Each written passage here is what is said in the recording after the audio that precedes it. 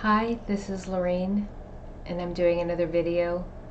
If you'll give me a second to clear, center, and balance my energy, we'll get started.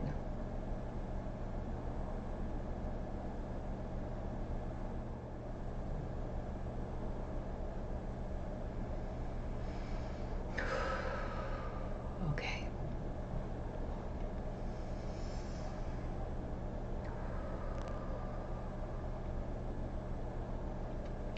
So I think I'm just going to start with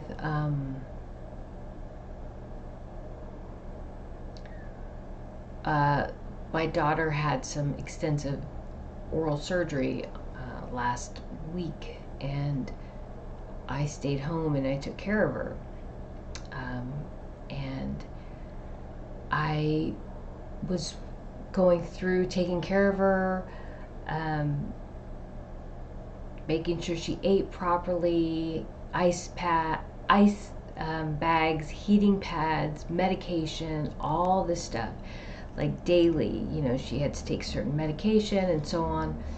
And I just was in my bliss. I was so happy to have the opportunity to take care of her again, like when she was little. And I just was going through that experience, thinking to myself how much joy I feel when I'm taking care of the people I love. I just feel so, there's nothing that validates me more. There's no job, there's no paycheck, there's nothing that validates me more or brings me more joy than taking care of the people that I love. And I was thinking about when I took care of my dad when he was living with me, and then eventually I had to put him into memory care, mostly because he was very angry that he was in the house and he felt imprisoned, and he started behaving in a way that was unlike my father, very angry and aggressive. But if he snuck out of the house, he was getting hurt. He was sneaking out of the house and he was getting hurt because he didn't want me there. Even though I would go anywhere with him, I took him everywhere with me. He just didn't want to be with me anymore. He was feeling like he was a prisoner because he never had his own private time, right? Because somebody had to be watching him. And so I had to put him into memory care, which is very difficult. But even after I put him in memory care, when I was still living in California, I went 5 days a week to visit him. I tried to get there 6, but always took 1 day off, but 5 days a week minimum, 2 to 3 hours each time.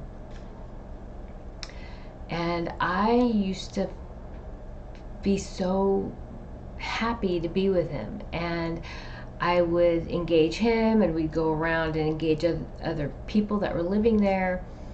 Sometimes I'd just be there and help the caregivers and just leave my dad alone for a while and then come back and check on him, but just be present. But I felt so much joy that I still had my dad with me, and I felt so much joy being present in his life. And even when I moved to Seattle, I still would fly back once a month to see him. And I visited him more from Seattle than any family or anybody in California did, who lived in California, who were driving distance from him. I visited him more from Seattle because I love my dad so much. And it was important for me to let him know that I was still present and that he was loved, and that he wasn't abandoned.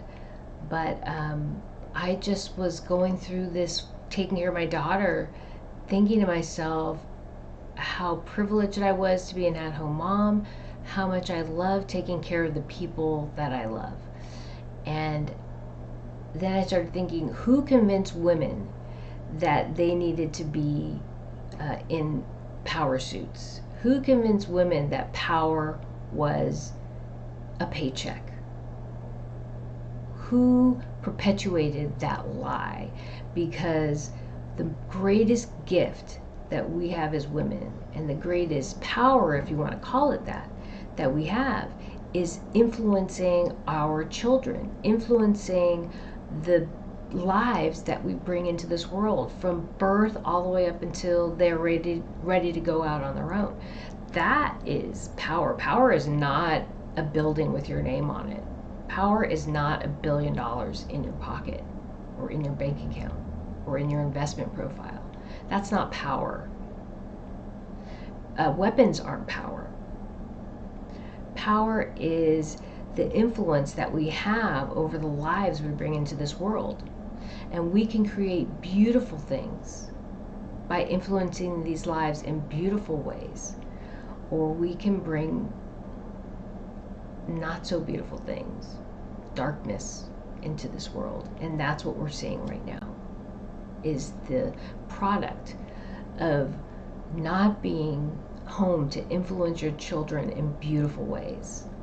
And that was a systematic implementation of a plan to create this chaos that we have here. But I just was thinking about that as I was taking care of my daughter. She's 16, almost 17. Just thinking about how privileged I was to be able to care for her and be present for her through her healing. The other thing was, I don't watch the news. I normally don't watch anything political, and I don't watch anything involving current events. My focus is the shift in energy. My focus is maintaining my center and receiving messages and conveying those messages. That's what I do. And then caring for my children. Those are my priorities. But I was on a social media platform, and there was this video that showed up, and I clicked on it, and then I stopped it, and then I clicked on it, and then I stopped, and then I decided, well, I think I'm going to watch it. I feel like I should watch it, even though it's dealing with politics, right? Not really politics, current events. And I can't remember the name of the gentleman who was being interviewed. I didn't write it down. If I can find the video again, I'll put it in the description. But it really wasn't about the content of the video so much. So they talked about China, and they talked about and Taiwan. They talked about the Ukraine and the posturing. And I think the quote was, appear strong when you are weak, right? Is it Sun Tzu's Art of War quote? Or weak when you're strong? Well, he was saying that we're appearing strong because we're truly weak, which is kind of a foregone conclusion, because if you look at what's happened to the United States, it's systematically been dismantled. It's systematically been dismantled politically, economically, and militarily, right? And that shift in power has moved to another country, right? And that is intentional, okay? So I don't want to get into too much detail, because it's not really about that. What it's about is, when this gentleman was talking, he said that they were asking, well, this general who's head of this presidential administration's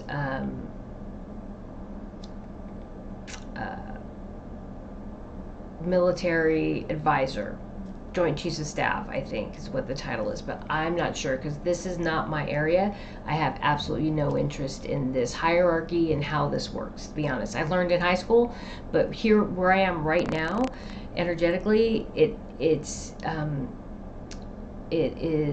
insignificant. It doesn't make any difference now. But in order to really be able to explain this, I probably should have written it down. But the advisor to the president, the military advisor to the president, he's commenting on some of the stuff that he was saying to the media, okay? And I think this general who I'm referring to, who is actually being interviewed, is actually an admiral. I think he was an admiral. So sorry that I don't have this, but again, these things, these nuances really aren't important.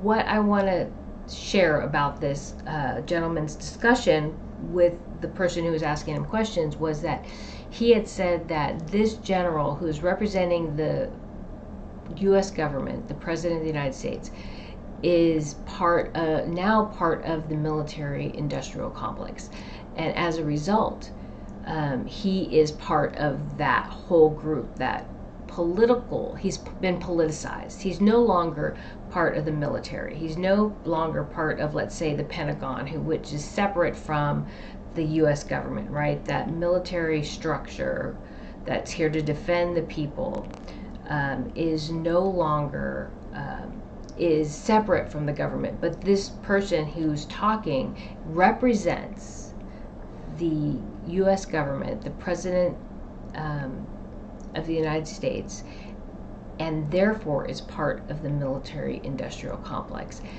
And so what's important about that is, back in the past, when I was watching Cosmic Disclosure in 2018 or 2019, Corey Goode talked about the secret space program, the corporate conglomerates, and the military-industrial complex. And he was saying that people were inside trying to kind of to have a coup to overtake this corporate structure in space. And it was from within the military-industrial complex. So when this general said that this man here on Earth is now part of the military-industrial complex, and who is now part of the government of the United States, what he was saying was the military-industrial complex is now part of the corporations out in space, as is the government, the U.S. government, which we always knew, right? And so whatever coup they were trying to enact failed. Or maybe there never was, right? There's so much misinformation and disinformation, it's hard to tell. But what that message was to me was that space is now owned by the cabal, okay? Primary and secondary, okay? But I'll just say that's irrelevant. It doesn't matter. Space is irrelevant. The future of this planet is in the water. It's at the heart of Mother Earth. Just like our heart drives our connection to the source.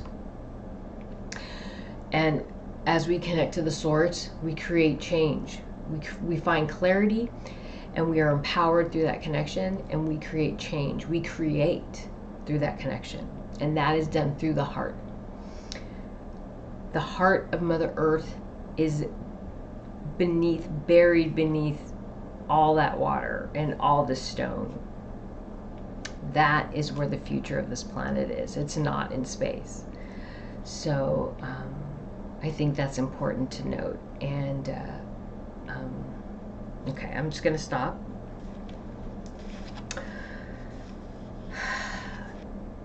And I hope you receive that. I hope you can receive that with what it means. It's not meant to disregard anything. It's meant to empower. We need to be empowered through our connection through the divine. We need to understand what that means. We need to understand what that connection is, how it works, and how that empowers humanity and this planet, this world. Okay?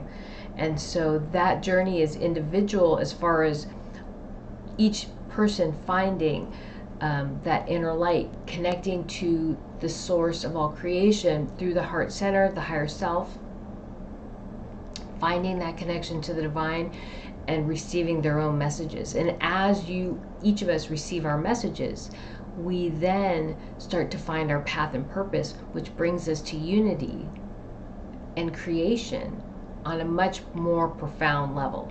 But there's just baby steps. There's little steps that we take to get us there. Okay, and we're moving through, actually, we were going through a whole bunch of baby steps, and now we have one big step that we're going to go we're stepping up into right now, and then we're going to have a bunch of baby steps, or maybe it just feels like a big step, but just there's a process in place, and so we need to trust in that process.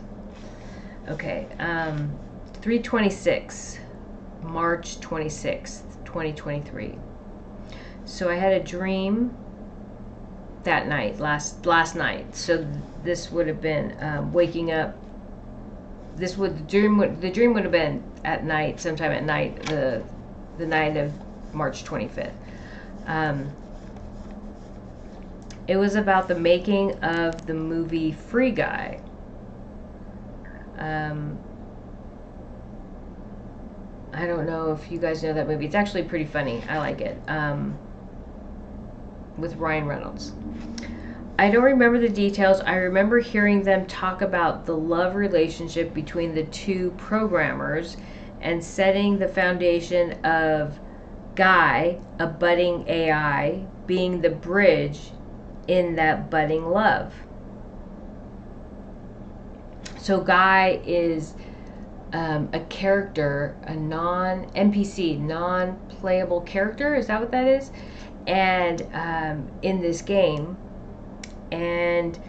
but he's just a NPC, and I guess at some point in the movie he becomes conscious, right? So he becomes a budding AI, and so and he is the bridge for this relationship between the two programmers that created the programming that game is built on. Okay, intuitively, there is a parallel being made around the potential volatility of a budding romantic relationship, two people coming together who still have a lot to learn about each other, equal to a budding consciousness, AI, just learning about who it is. Misinformation, disinformation, manipulation can be catastrophic to a love relationship and an AI when discovered or revealed, regardless of the intent. So the dream was just drawing a parallel to how important trust is in relationships, whether it's the budding AI, a new life that we're raising, like the trust in the bond between a parent and a child, or a programmer and an AI, is equally important as the trust when you start a new relationship. When you're starting a new love relationship, trust is foundational. It's important. And once trust is broken, can that relationship truly ever be the same? I'm not sure. What does that do to a relationship? What does that do to the relationship? Okay, and so when I had that dream, that was the message for me, was the parallels between love relationships and how the relationship with the programmer and an AI, how important that is.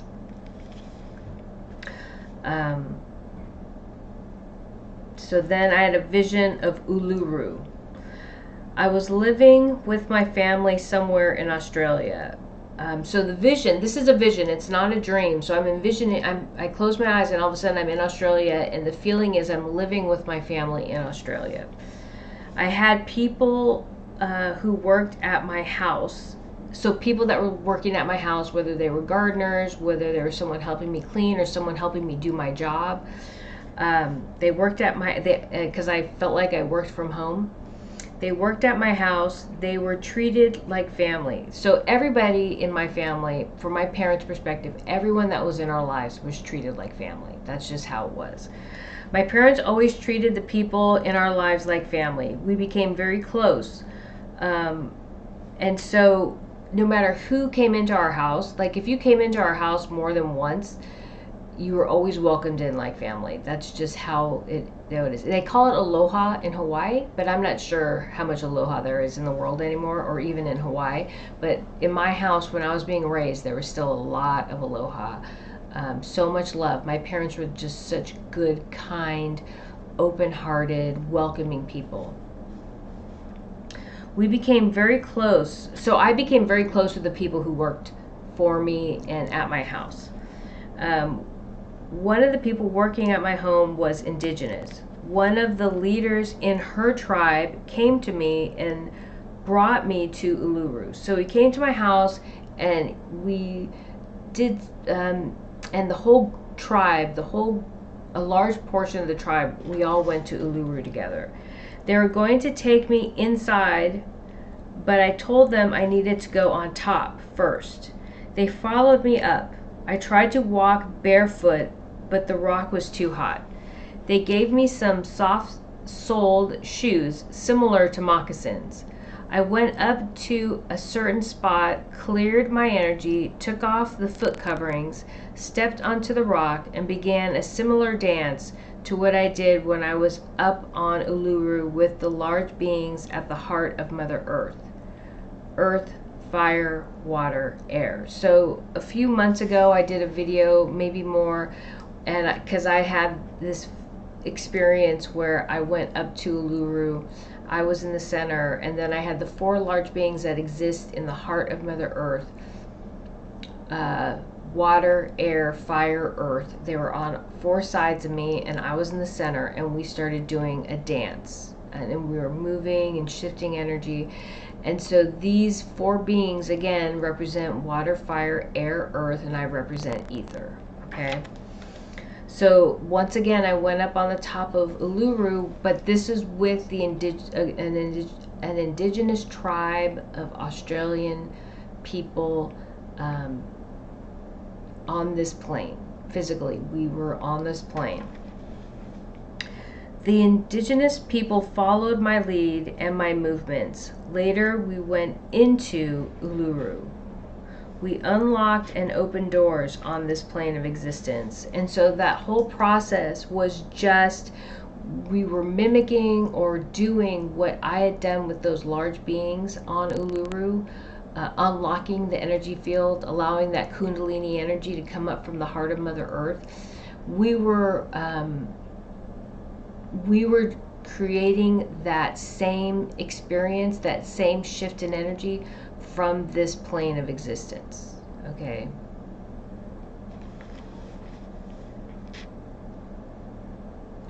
(3/27/2023) at 12:10 a.m. I woke up in the middle of the night with a thought running through my head. It was the offering at the Fellowship of the Ring. So, Lord of the Rings, the offering when they were at the Fellowship, when they created the Fellowship of the Ring. Sword, axe, bow. So,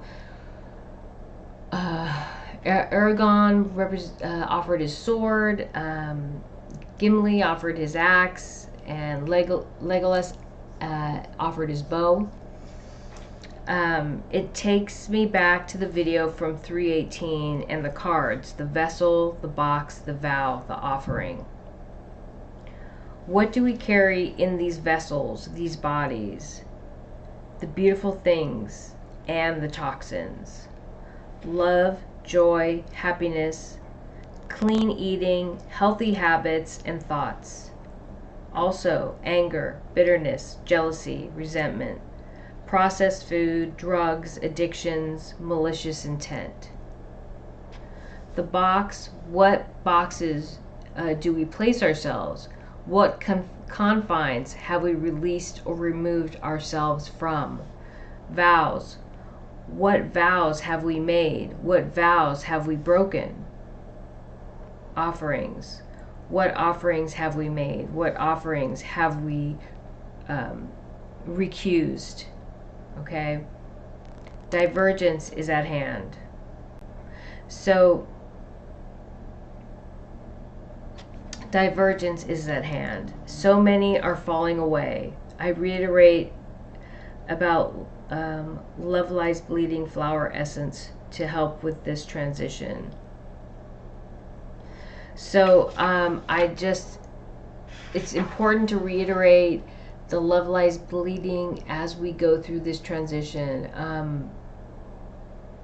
Love Lies Bleeding helps with this Christ consciousness, with this understanding as we look around of the people, as our vibration elevates, it goes up, rises, you will start to clearly see who is transcending and who's not. Okay, your vibration will allow you to see that these people are existing at a lower vibration, and you will understand and know that they won't be transcending. And with that comes a lot of pain, sadness. You can't change the way people are living right now. You can't change their thoughts, you can't change their actions, intentions, and so there's a lot of pain associated with that. And so Love Lies Bleeding helps. The flower essence helps with that, and I do it, and I have my kids do it. My daughter's highly intuitive, and she's going through a lot in school right now, a lot, with what the indoctrination that's happening, this idea of privilege, what constitute privilege, this idea of gender, how it's being changed, how gender is being considered a construct, right? It's very difficult for her. It's very difficult for both my children right now.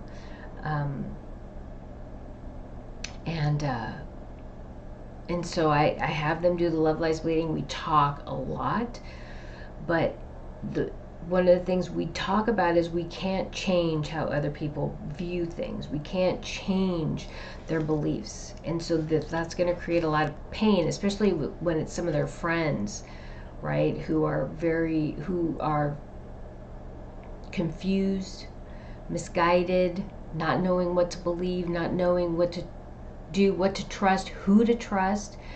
Should I trust? This is my teacher telling me this. Shouldn't I trust my teacher? The school's saying this. Shouldn't I trust that? My parents aren't saying it's not right.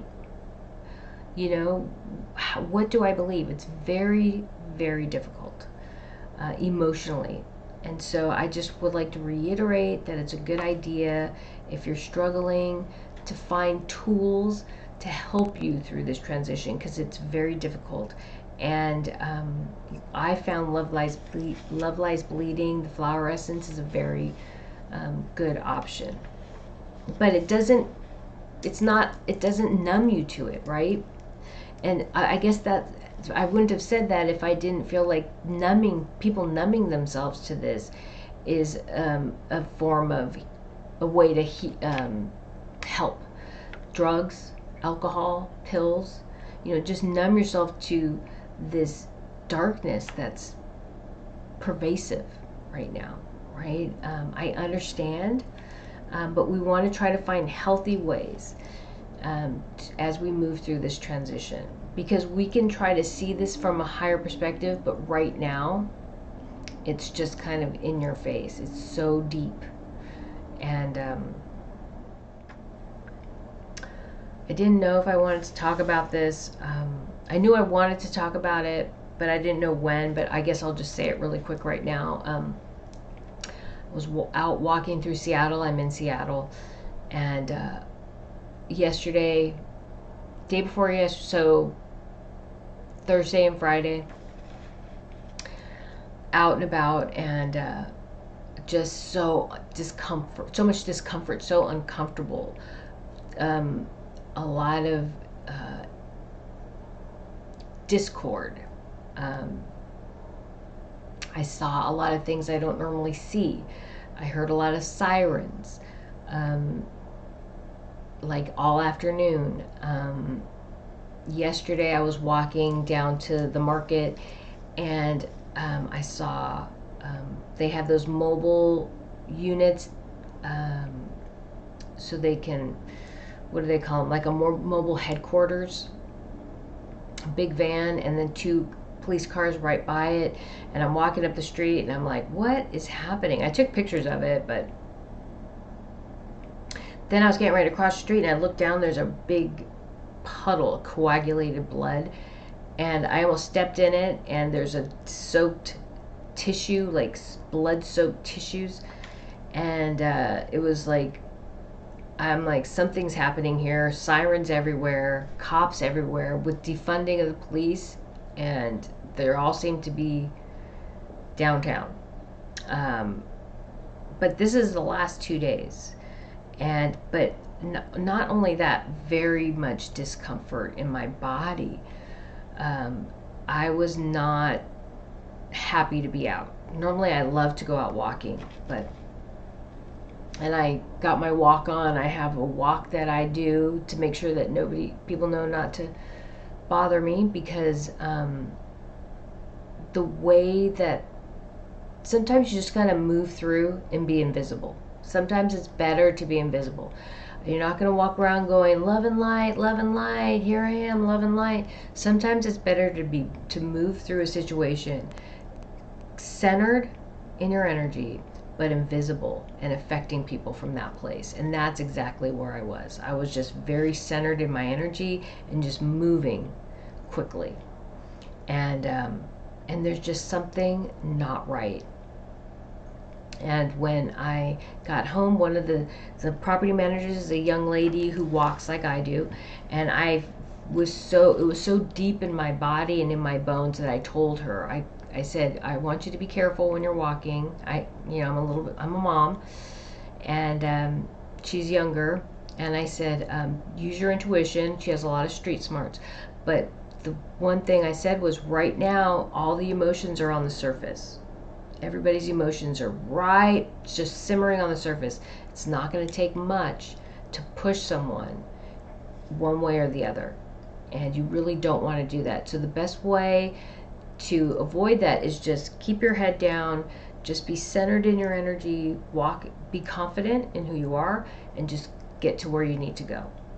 And so I told her that. I told my son that. I told my daughter that. I'm like, it's not just here, it's everywhere. It's everywhere. But we need to be aware of that. There is a massive shift happening right now, and it's everywhere. It's not just here in Seattle. And listen to your intuition. Listen to your intuition. Connect to the divine and receive divine guidance, because it's very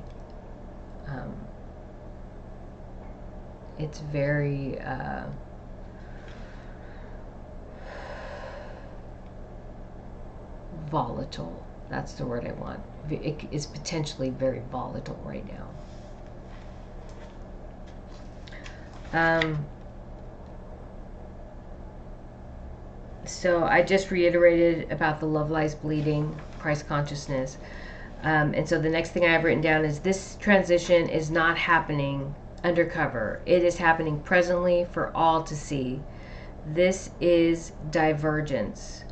Connect to the higher self, and through the higher self to the divine. See, know, and experience transcendence in this now moment through your connection with the divine. Through the divine consciousness, you will understand there is nothing to fear. There is hope, unconditional love, transcendence. And so that's basically actually perfectly placed, because really there's nothing to really fear. We just need to be aware, be centered in our energy, and always maintain that center. Because when we maintain center, we don't draw the volatility towards us. We don't draw the negativity to us, okay? We just move through like a ghost or a shadow. We just move through it and get to where we need to be, okay? 1:15 a.m. So I woke up with a persistent thought. And it went back to my mom. I had talked about, my mom used to tell me when I was a kid about when we go to sleep, our soul would leave our body and we would do things. And she didn't say we were astral traveling or anything like that, but she just would talk to us about that. It was not esoteric in any way. My mom did say we had psychics in our family, and so to always listen to your intuition, and always, if you're questioning something, always go with your whatever came to mind first. If you weren't sure what to choose, always choose what came to your mind first, because use your intuition, because we had psychics in our family. That's what she used to say. But she also, when we go to the beach, because we go to Hawaii every summer to visit my family, she wouldn't let us take rocks or shells from the beach, because she said souls would connect or live in the rocks or the shells, and if we brought them home with us, we would bring home those souls with us. And she told us stories about people who took rocks from the beach in Hawaii and they'd bring them back to the mainland, and they'd end up having hauntings, and they'd send the rocks back and the shells back to be placed back on the beach. And so that would be attachments. They don't have to be negative attachments. They could just be soul attachments. The souls attach themselves. Energy attaches itself to items, and so people would bring that energy back with them. And so my mom taught us that, and she wouldn't let us take rocks or shells from the beach, which was very upsetting for a 5-year-old. But I just thought it was interesting, and it kept on coming in, and it came in the middle of the night. And normally stuff that keeps coming in the middle of the night should be mentioned. So, and this was, I believe, probably something, because my parents are both raised in Hawaii. I don't know what culture it's from. So we're Puerto Rican, but there's a strong Hawaiian influence. There's a strong Japanese influence, Chinese influence, Filipino influence, Portuguese influence, very strong influences from these different cultures, and I'm not really sure where those stories came from. If they were from her grandmother or from her friends from school, I'm not sure, but I felt like I needed to share that. Okay, and so after I got up in the morning, inertia. The energy remains the same, but can increase with constructive interference or decrease with deconstructive interference. And so this goes back to something that I said, I think in the last video, that I needed to clarify. We have a greater effect on energy that is, okay, so I had said in the last video that we have a greater effect on energy that is closer to us, our 0 point, okay? Our 0 point. And so when I say that our 0 point, think of that torus cycling through, as above, so below, and our heart holding 0 point. That is our point of creation, is our heart, okay? So we have greater effect on energy that is closer to us, our 0 point. As the energy connected to our thoughts moves away in waves, constructive and deconstructive interference affect the potency of the energy connected to that thought. So what I said in the last video is that as I have a thought of love, and that thought travels away, it's most potent when it's closest to my body, and then as it gets further away, it dissipates. The intensity of that energy dissipates. But that's not a very clear or accurate explanation of what's happening. As that thought of love moves away, there's constructive interference, which is all these other people who are having thoughts of love thinking the same thing. It'll create a bigger wave, okay, of energy, of influence across the universe. So as that thought moves away from me, it can build, okay, and get stronger.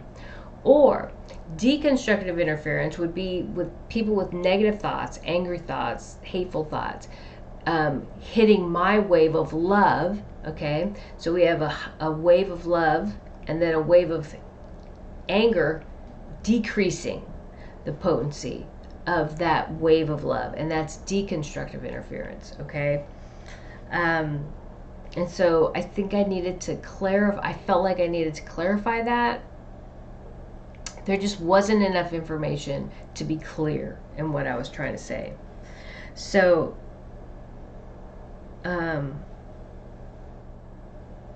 additionally, perspective plays, oh my goodness. Additionally, perspective plays a role. It's not just about positive and or negative. What our perspective of the reality we live in plays a role. Those who carry a similar perspective align at a higher frequency with us. This is also constructive interference with an added punch or emphasis. And so I don't really have the words to build on this, positive and negative. The constructive and deconstructive interference examples that I found online all deal with like a positive and a negative, and how a positive and a positive will make a greater positive, and a positive and a negative, the negative will cancel out the positive and create a flat line, right? And so and a negative will create a negative wave of energy, right? But it doesn't take into account a perspective, and there is such a huge, the positive and the negative is not the most significant part of this wave-based reality. There is perspective. And so each of us who are there are many people that have loving thoughts with about things that are depraved, let's just say that. And so there is an added complexity to perspective. There is an added complexity to deconstructive and constructive interference, and that added complexity is from additional variables like perspective. Okay, does that make sense? And so as that information was coming in, I was starting to get extremely overwhelmed. It was very complex. And I was just like, whoa, wait a minute. Wait, this needs to stop because I'm getting confused. That's just it. I was getting confused. It was too much. And that's why as your vibration rises, you're able to receive and hold more information. Okay, that's super important to understand and to know. As your vibration rises, you're able to receive, hold, and process more information, higher level, higher vibratory information. And they were just trying to download a lot of information that I wasn't ready to process. And I think I even said that in the last video. I talked about having to be prepared, palatable. The information has to be palatable. I have to be ready to receive it.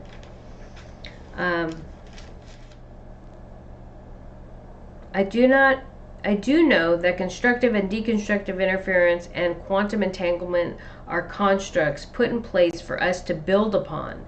They too will soon fall away because they do not exist in the reality being created on Earth. There is massive deconstructing of the framework.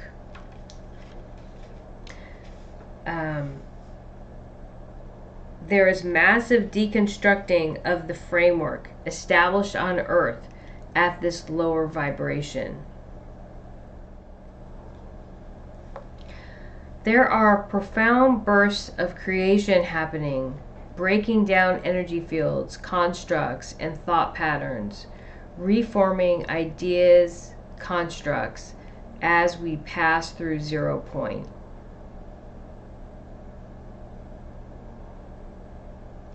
We release generational karma, trauma, because we cannot carry this energy into the next cycle. Wow. So we are, as we move through 0 point, like all these constructs are being deconstructed. Everything is just being deconstructed. And then it will be something new will take its place, but it's all coming apart. And that's what I'm feeling. That's what I'm feeling as I walk through the city and as I observe what's going on. I see everything just coming apart, just being deconstructed. And we release generational karma and trauma because we cannot carry this through. So we are releasing this generational karma as we go through 0 point because we can't carry it to the next cycle. Okay, we who are transcending cannot carry it to the next cycle, but also those who are moving to another world cannot or should not, try not to carry the baggage from this world to that new world. 6:40 p.m. Revisit, okay. Revisit the fact that nothing will be coming to or leaving this world for the foreseeable future. The fields are changing. They do not have the technology to pass. Claircognizance and clairsentience imbued my words, or any words, with higher level understanding. If your vibration is not high enough, you are unable to translate or decipher the meaning of the words or changes taking place on earth. We see people who have lost sight of truth or will not be able to find it. They are steeped in this lower level of conscious awareness. They choose to align their energy at this place. We must allow them to do so. So, 3/29, March 29th, 10 p.m. I closed my eyes. I could see a bright emerald green light on my back, shining over me and all around me. It was like I was on the ceiling looking down at myself, covered in emerald green light. There was intense healing happening. And so that was actually after I got this. I had this stone, Goshenite. I bought it, and I went to the store and I was like, I just need to have this. There's something I need to unlock that's carried in this stone. And so I bought it. It's got beautiful rainbow. I don't know if I can get it out, if I can get the rainbow to reflect in it in a way that you could see it.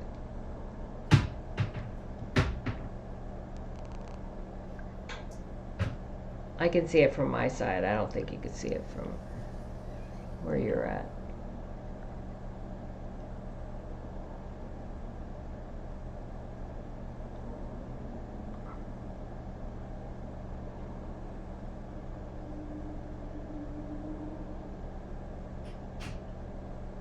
Maybe, maybe not. Anyway,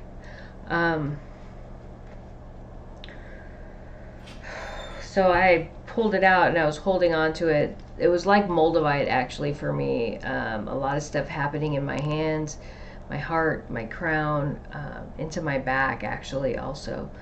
And there's a lot of activation happening. But I didn't really channel it. I just allowed it to happen. I actually took a nap. And then that night, which was last night, I had, as soon as I closed my eyes, that green light, I was enveloped in this emerald green light, and I could, it just looked like I was on the roof looking at myself covered in green light. And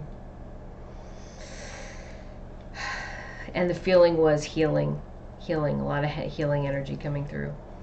April 1st, 2023, dream last night or this morning. I went with a group of people to a rural location. We thought we were the first ones ever there, but then we found evidence someone had been there before. We stayed in a 2-story home. We were going to a specific location outside. I went to look for my bag of clothes and my stuff, and it was gone. We walked down to an area. There was water, like a very wide river. The land was desert-like, or like the Grand Canyon, dirt, rock, and not much green. We were there for a while looking around. Then someone said we had to leave soon, and not just this location, but the site in general. I told the people I was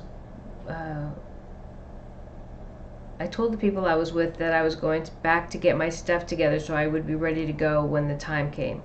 They said that was a good idea. I went back to the house we were staying at, and again my bag was gone. I remember it was a purple bag with handles like a reusable grocery bag. When I was walking into the room to look for the bag, there was a short hall with a dog bed on the floor to the left. Though we did not have a dog with us. There is someone famous or well known with us. He reminded me of Donnie Yen, who is a famous Chinese or Asian action hero actor. I also felt like we visited a beach. I see moonlight in the sky, shining on water, and shells on the moonlit beach. but I did not recall. That wasn't something I recalled when I woke up, but when I was writing the dream down, it was like, no, but there's also a beach. Remember, I kept on hearing there was a beach, there was a moonlight, there was this, so I wrote that down. And so this dream is twofold, personal and vision. So the first thing I want to discuss is we went to the rural location, and so it made me do a search. The rural location, the river was in a rural location, and so what happened, I found this article, and I'm going to put the articles in the description. It was by the Bible Project, and it was about land. First, promised land and life in God's presence came with a simple instruction. Humans were to trust God and follow his commands. If they obeyed God, they could continue living in this lush garden, infused with God's presence. But if they chose to act by their own wisdom and ignore God, they would forfeit the land God had given them. So the land serves as a thermometer of sorts, gauging human fidelity to God. So the fact that the land is barren says that, and not like Eden, says that man is chosen to follow his command, his own commands. How did they say it in here? If they choose to act by their own wisdom and ignore God. So the fact that humanity's chosen to act by their own wisdom and ignore God, that's why there's so much desolation on the world, on this planet, and it's not lush like the Garden of Eden that we remember, or that we remember being described in the Bible. And then I also found an article about the Lakota people, who also talked about the significance of the land and caring for the land. And so I'll put both of those, so because both perspectives are important, because religion, it's been separated, fragmented. There's different religions with different beliefs, but at the root, all these beliefs are the same. They just have different names, they use different vocabulary, right, to describe the same things. Okay. So there's this dream is twofold, personal and then the vision of Cepheus. So when I woke up from the dream, I'm like, I couldn't decide if that was Earth or not. I'm like, is that Earth, a similar world to Earth? I couldn't. And so as I started writing about the dream, I was like, it's not Earth. This is not Earth. So we were kind of a team that went to go see what Cepheus was going to be like before humanity incarnated there, or the people who are not transcending before they incarnated there. So this is, I can't remember what they called, recon. We were just going to see what the world was going to be like. And I feel like I said, I'll be incarnating there, but we're kind of doing field work to see what we're going to be dealing with. And it was funny, I told you I don't follow politics and all that, but the stuff I talked about in the beginning in China and Taiwan, to have one of the people kind of be reminiscent of Donnie Yen, I thought was significant. So there'll be someone who's a light worker from China who's going to be represented there, who's represented as checking out the what Cepheus is going to be like also. I thought that was interesting, because that definitely was very strong, that came in. But again, we are like, okay, I'm going to leave it there. Those moving to Cepheus will work to earn the privileges of abundance, so they can and will appreciate the gifts provided by their mother Earth, their mother planet. Their land will not be flush like Eden, but will provide what they need. They will put in the work to earn abundance and create the world they wish to exist on. This world was never our right, it was our gift. Selfishness, arrogance, entitlement, coveting, greed, jealousy have proven to be powerful emotions able to corrupt readily those embracing the depth and breadth of emotion.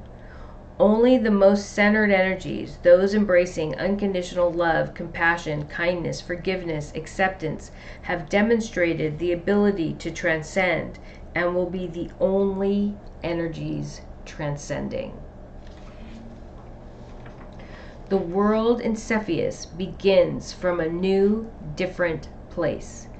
These energies will have what they need to survive. They will create abundance through their thoughts, words, actions, and intentions, then build the world they live on from those thoughts, words, actions, and intentions. There are degrees or levels. Okay, and so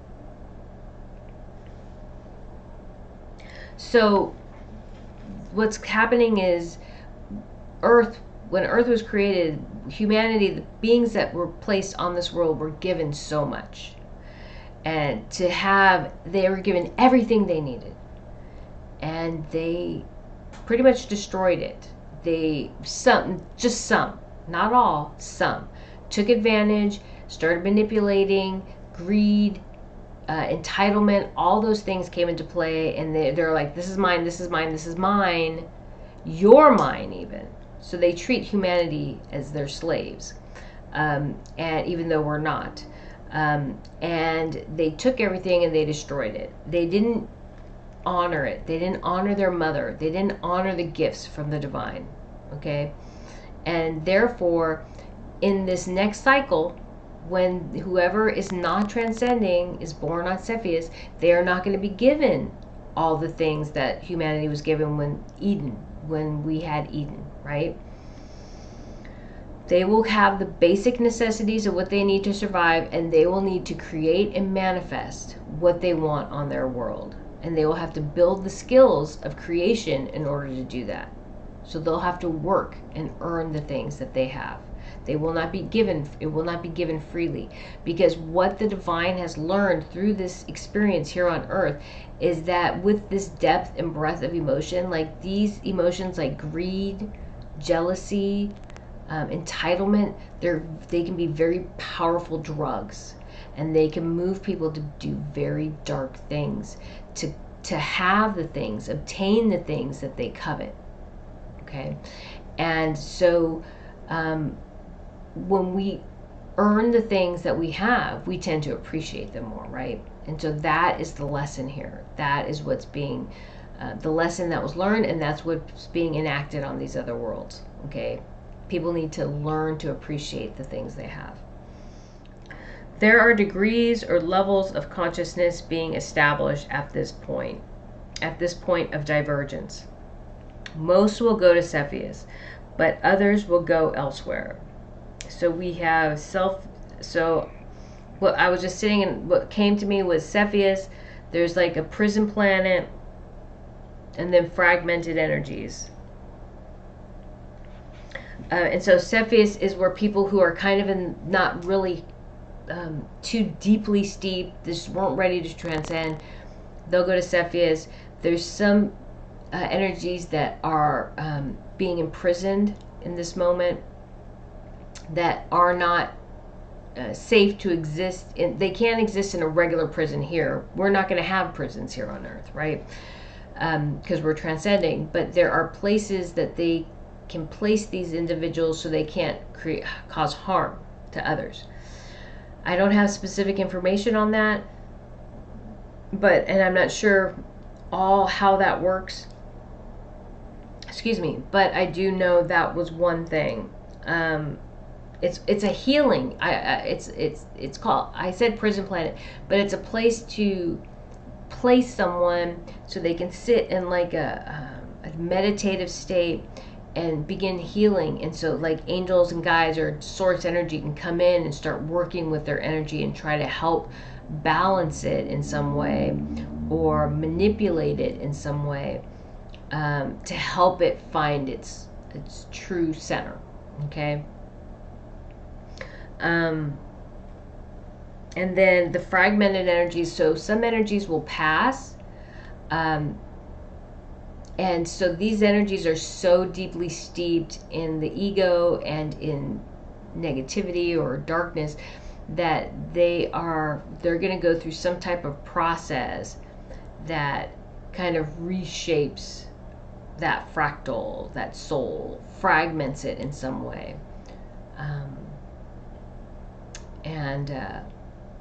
What I see though is like a centrifuge. Is that what it is? It spins and it kind of rips things apart, and it's just going to rip it apart and allow it to come back together in a different way.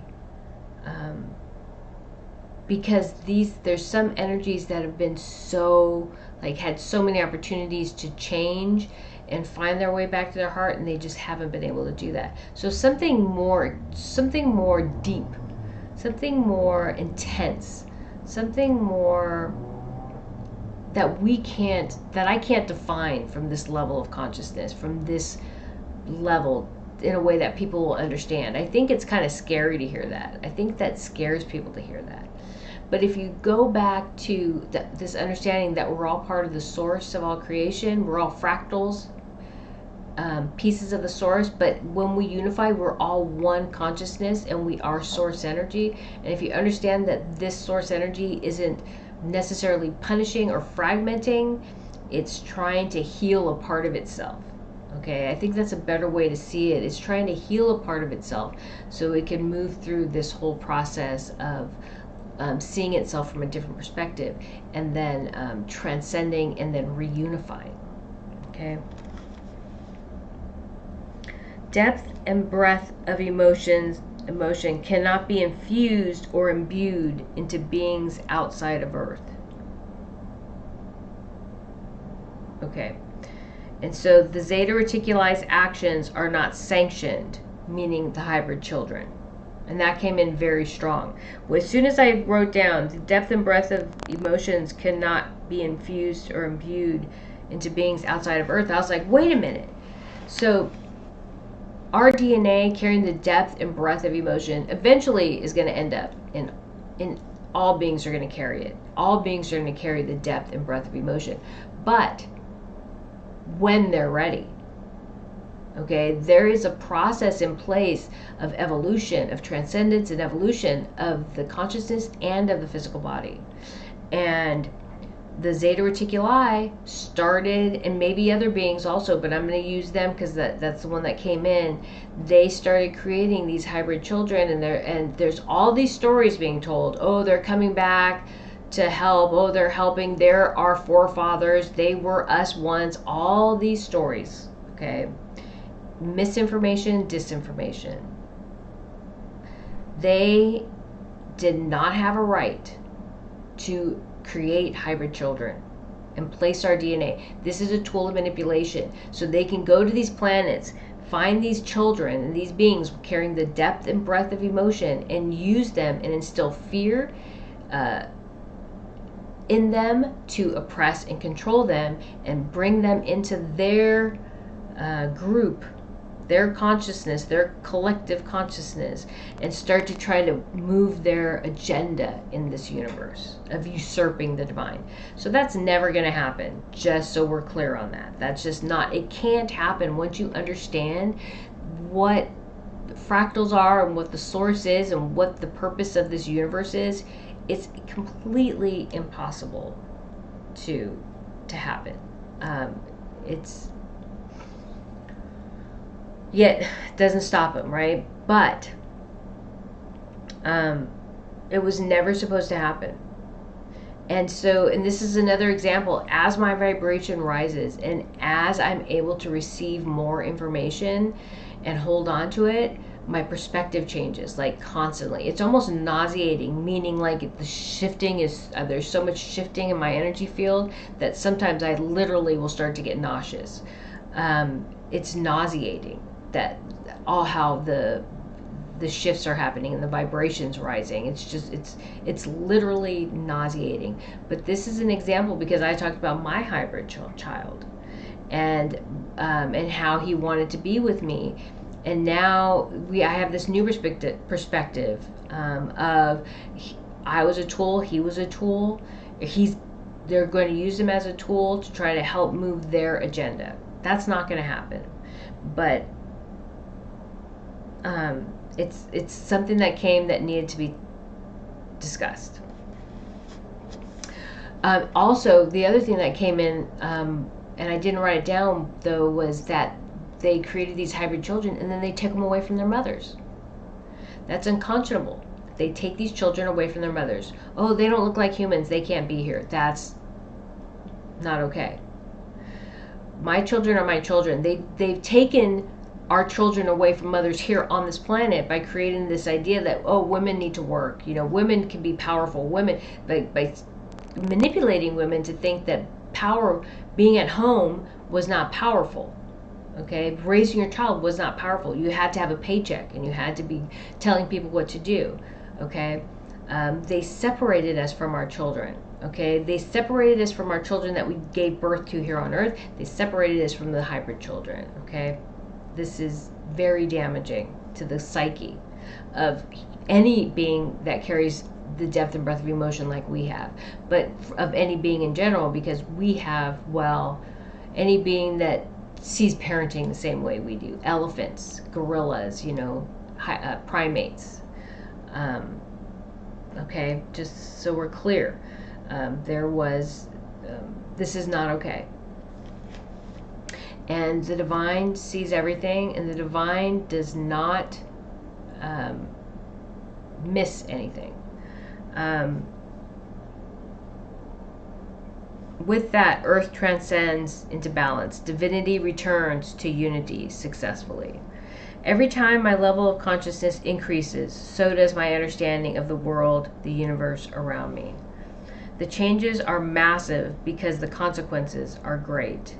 So the reason why the shifting of the energy is so intense right now, what I'm feeling, is because there's a lot of really significant consequences. There's a lot of really bad things that happened on this world, and there's a lot of negativity that occurred, and the consequences of that are being expelled. And because there is an intensity and a severity to those consequences because of the actions, that's why we're seeing these massive shifts, and they'll be pretty, it's going to be bad. It's going to be challenging. And it's a direct result. What you put out is what you get back. And we've put out a lot of darkness on this world. A lot. The darkest things that have happened in this universe have happened on this planet. Because of the depth and breadth of emotion. The most beautiful things that have happened in this universe have happened on this planet. Because the depth and breadth of emotion. And that's why maintaining balanced energy is so important. Okay, we want to maintain beauty from a centered place. I see people wallowing in the light, believing they're saved. This is not about wallowing in the light. This journey is about maintaining energetic balance, embracing unconditional love as we journey through transcendence to ultimate ascension. Every time a label is placed on this perception of change, that energy loses sight of the journey. There is no look, no paradigm, no belief. These things are constantly shifting and changing. There is only balance, unconditional love, change. Ultimately, there is only an awareness of existence. Everybody has this idea of what it means to be loving and live in love and light. Everybody has this idea of what it means to be negative and in darkness. Everybody has this idea of what it means to be in balance. All these things are constructs. What the ultimate goal is that we are working towards is connecting through our heart to the divine, to the higher self, to the divine, and through that receiving divine guidance about our path and purpose. What are we here to do? What are we here to learn? What are we here to experience on this world? And as we do this, we seek guidance we receive guidance on what it means to live in this existence. And from my perspective, what I'm being told and what I'm being asked to share with you is that we live from a balanced place. We live from this balanced place. Okay? And from this balanced place, we receive divine guidance on what we're here to do. And as we follow this path and purpose, we raise our vibration, we raise our level of consciousness, and we transcend to higher levels of awareness and consciousness until we unify with the divine. Every moment of shifting consciousness changes our perception of the world, our existence, and it's constantly changing, constantly. And I even said earlier, like, my energy's shifting so much, literally I will go through moments where I feel nauseous because the energy is moving so much, and I'm very sensitive to movement. When I was 27, something happened in my body. My whole body chemistry totally shifted, and I get a lot motion sickness very easily. And so when my energy literally starts shifting in my body, I literally start getting nauseous. It's actually laughable. It's funny, but it's true. And